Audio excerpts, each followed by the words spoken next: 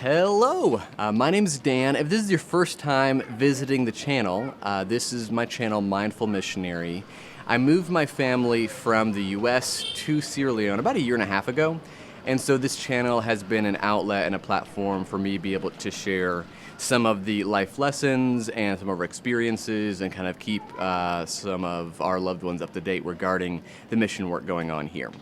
And this week, we're actually spending just a few days in the city of Freetown. So this is the capital city of Sierra Leone. We're actually here for a couple of different reasons. The first reason is that Sonia was kind of craving a little bit of a holiday to be able to get away, and specifically what she really wanted was just an oven. And so here in Freetown, we rented a property that just has an oven, and so I was very happy to make that happen.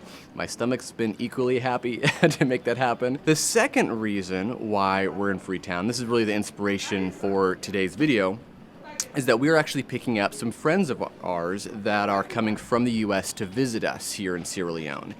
And so this will be the 7th time that we've received guests since moving here. And so I think that qualifies me to be able to give a little bit of input from our experience of what makes a very thoughtful and welcomed visitor. So if you could ever foresee yourself going to a foreign country to visit and to contribute to the kingdom work being done there, then I think this video will contain some things that will be helpful for you to implement so that after your visit, the people there will want to have you come back and not wish that you'll just stay away.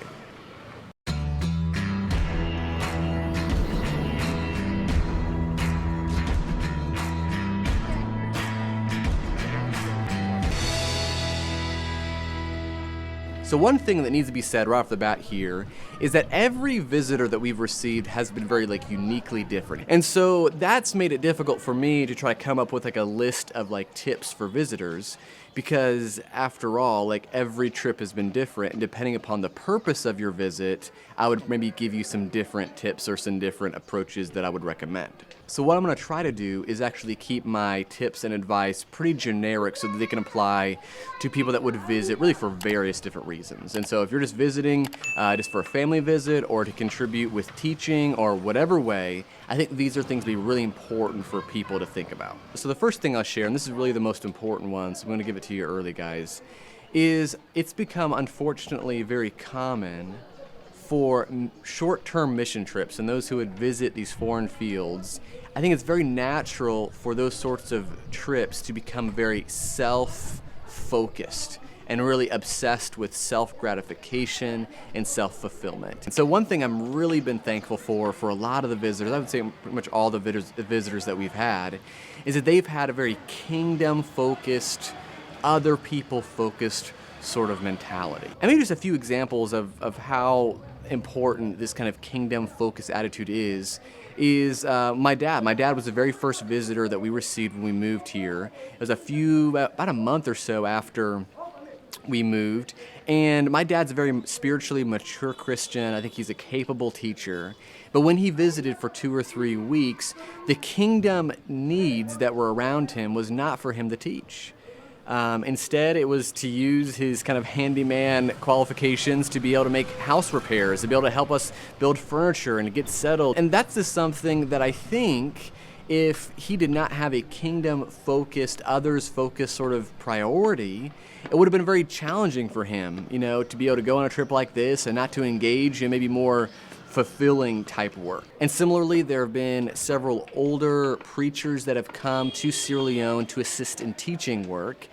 And I just guarantee you that when they were thinking about whether or not a trip like this would be a good thing for them, they're thinking of African faces and they're thinking about African studies. And when they arrived, I shared with them, I would really benefit from being able to kind of refresh my energy, my spiritual understanding on things, and being able to benefit from studying with them. And they were very eager to be able to sit down multiple times with me per week to be able to study and be able to kind of build me up, because I'll be here even after they're gone. And so they viewed that as being a very important thing for the kingdom if I was able to have my kind of spiritual batteries recharged by their visit. Those are just a few examples of how having a kingdom-focused attitude can really benefit the work. And unfortunately, sometimes when we have a self-focused purpose, and we're really focused upon, okay, I left my family, I put a lot of money into this trip, therefore I gotta make the most of it. Sometimes that mentality can become counterproductive and really contradict the kingdom values that are around. I mean, if we're just focusing upon how I can be most busy, then sometimes we'll take shortcuts when it comes to the work. Sometimes we'll inconvenience and even negatively affect the people around us. And so this is just one mentality I think is the most important thing, is just really valuing and prioritizing the kingdom work and not just personal fulfillment. Not just doing things so that I have a big long list of things that I can give into a report when I go back home. That's just not the focus of the kingdom. That's not the focus of God's people. And so we need to align our priorities accordingly.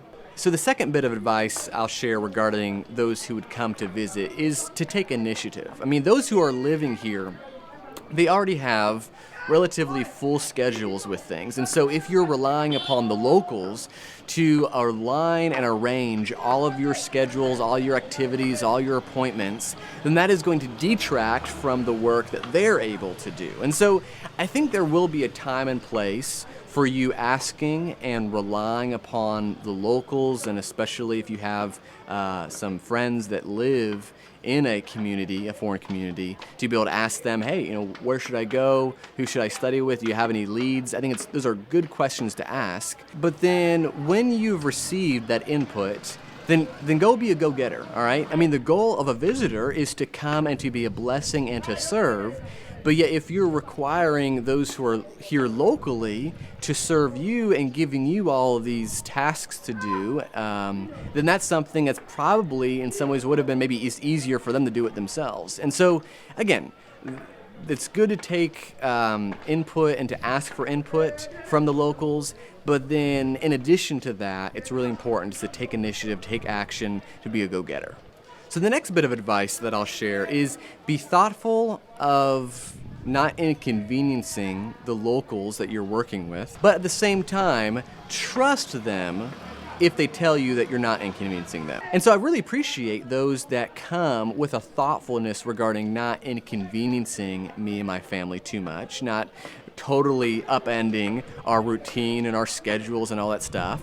But at the same time, if the local brethren or if the missionary host family or whatever is telling you, no, it's fine, then I think it's also right just to trust they're adults and that they have an understanding of what's good for their family, and they'll make that right decision. And so that might just be more of indicative of my personality, but that's how I would prefer people to kind of interact regarding that around me.